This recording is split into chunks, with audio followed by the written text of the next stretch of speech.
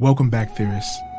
Japanese culture holds some of my favorite philosophies, such as Kaizen and Ikigai, but there's one in particular that resonates with me, and that's Kintsugi. Let's talk about it.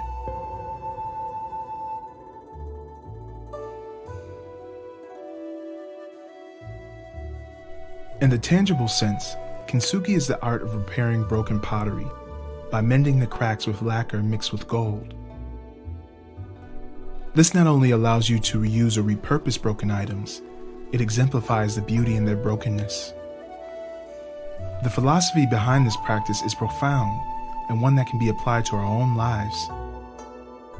We go through so many changes, whether it be heartbreak, health issues, or personal failures. In fact, it's certain you will suffer great loss, and yet we often try to hide the scars of trauma and pain. Kintsugi tells us to put the broken pieces of our life back together, to build back stronger and better.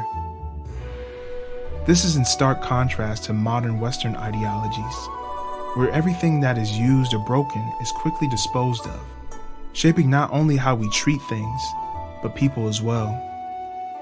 Where things lose their value if they aren't the new and shiniest commodity, and those with mental illness are subject to stigma and by way not afforded the same experiences as those without.